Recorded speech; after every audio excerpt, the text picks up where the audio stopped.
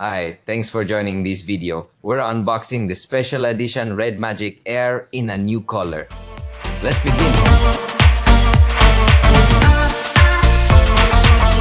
The cost for this version is 14,499 pesos. On screen, you can see the reference price displayed in dollars, although keep in mind that in the global store, you will also find the official price listed in dollars. In this particular case, this color is available only with the configuration of 16 GB of RAM and 512 GB of storage, making it pricier than the edition we had previously known, which was 256 GB. So let's remove the device from this cover to get a better understanding of it.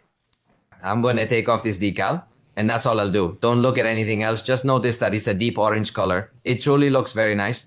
This particular option is known as flare. And remember that it comes in various colors. I had previously shown you the white version, and indeed we still owe you the review. We are actively working on it, so please be patient. Now, this is the latest edition, which is currently on sale in Mexico. We will be observing the small details because in this version, it offers some transparent elements in this section, making it appear more appealing. It is quite similar to what we saw with the REDMAGIC tablet back then. Take note that it creates some reflections in the contours, which gives it the appearance of a more sophisticated depth effect. Here we emphasize the inclusion of the Snapdragon 8 Gen 3 processor along with the well-known phrase from REDMAGIC, win more games. I would like to remind you that this Air edition is specifically designed to be the thinnest REDMAGIC available at the moment. It's not as heavy as the traditional REDMAGIC, but do keep in mind that it lacks a fan, so its cooling capabilities might not be as advanced. It indeed includes RGB lights in this section, and if you find yourself needing it, remember that you can also attach one of these official REDMAGIC accessories on the back. However, keep in mind that it lacks magnetic absorption, so to ensure this fan adheres more securely, you should use a sticker or a case. The remaining components included in the box are what we have previously observed in the unboxing of the standard model. Following that, there is its 80 watts charger accompanied by the USB-C cable. Let's check if the case is different. In this instance, it's not the same as before. It has a textured finish and a nice pattern that feels tactile. So, tell me, would you use this phone with a case or without one? I believe given its nice color, this phone should definitely be used without a case. Well, let's quickly review the specs. So, let me take a moment to remind you of its most important specifications. It weighs 205 grams and has a thickness of 7.85 millimeters. It features a reinforced aluminum frame along with glass on both the front and back. It has an IP54 rating for protection against water and dust. In that sense, yes, we would prefer something more advanced now that it doesn't have a fan, but oh well. It has a 6.8-inch AMOLED display with 120 Hz protected by Gorilla Glass. And the device features an under-screen front camera with 16 megapixels, as well as two rear cameras, one being the main camera and the other an ultra-wide, both boasting 50 megapixels. It includes a fingerprint reader integrated into the screen. However, the most crucial aspect is the performance. Thus, you'll find it equipped with the Snapdragon 8 Gen 3 processor. This is paired with an impressive 16 gigabytes of physical RAM, and a substantial 512 gigabytes of storage. It's important to note that the Flare edition is exclusively offered in this specific RAM and storage configuration. The battery is 6000 mAh and supports 80 watts load. But I insist the most important thing will be performance. So watch. Here we ran Geekbench. In single core it gave us 2248 points and in multi-core 7025. Obviously it is not as powerful as the Snapdragon 8 Elite, but it is a good choice. Let's run Antutu and then we're going to get the games running. However, let's discuss your thoughts on this concept as some individuals have proposed that we conduct a benchmark by directly utilizing the gaming platform. This would involve enabling Diablo mode and activating the fan to determine the maximum power it could potentially reach. What do you think about this approach? Alright, so what we're going to do is run this and we're going to enable the maximum performance mode. We'll configure it to start up similar to a game. How do you activate Diablo mode, Pablito? Over here, we're going to boost the performance to set it at its highest level. It indicates that it will create maximum demand, so that's what we'll do. Then, we're going to execute this, and we'll place the fan on top of it. I'll return shortly once this process is complete. And presto, here we have the Antutu results. It scored 20,61,892 points. However, the truth is that these numbers aren't the most important aspect. What truly matters is the real-life experience. But before we dive into the gaming experience, let me remind you about the advanced cooling system that this device is equipped with. It is called ICE-X, featuring 9 layers and liquid metal. This means it includes a copper film beneath the screen, along with graphene also under the screen, and a vapor chamber underneath as well. 6,100 square millimeters, an optimized central frame, a layer of liquid metal, and high thermal conductivity gel. And we have 2 copper films with high thermal conductivity, and the final layer is a graphene composite. There are many layers to dissipate heat, so the outer cover might be hot, but the device will keep internal performance stable. But really, seeing it live is best. Let's run some games installed here so you can see the results yourself. Dalo.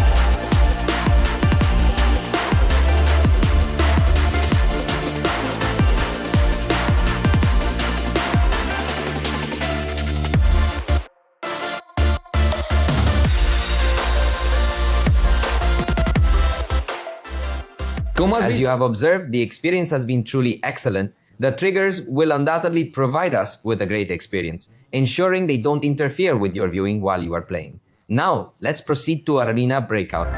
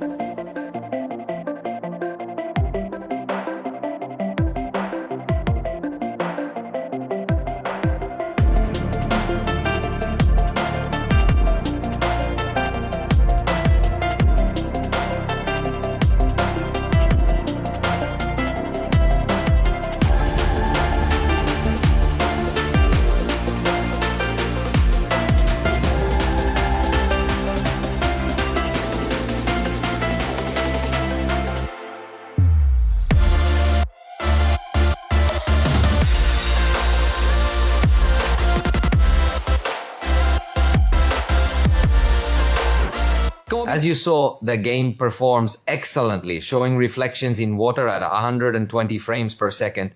It runs smoothly, and seeing this graphic level at this price is great news. It performed well, with 41.5 degrees Celsius on the outer cover, providing a great experience. Let's go now with Asphalt, although in this case we are going to push it to the limit. We are going to set the graphics to the max, although for the price range it is obviously an excessive test.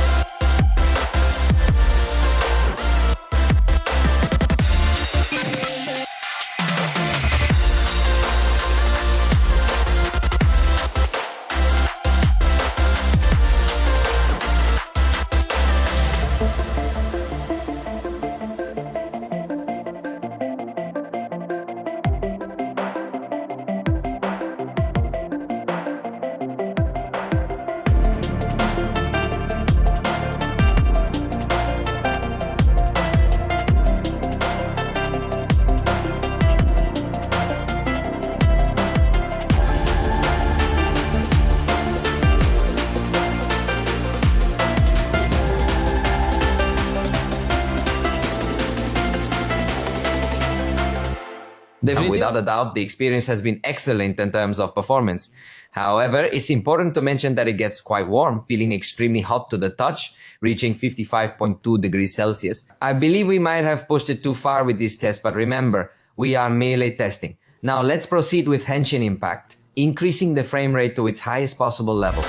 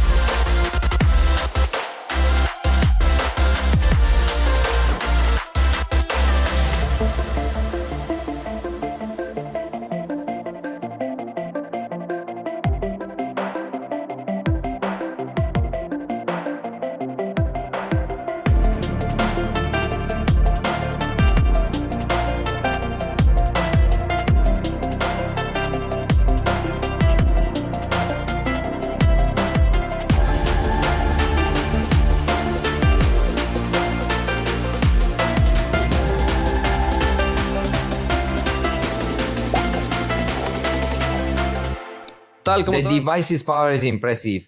Even without a fan, you can enjoy a good experience if you don't max out the graphics quality. I believe that with the default graphics quality settings, it should allow you to achieve a very high frame rate per second. However, if you're aiming for a combination of both very high graphics quality and a very high frame rate, you might encounter heating issues.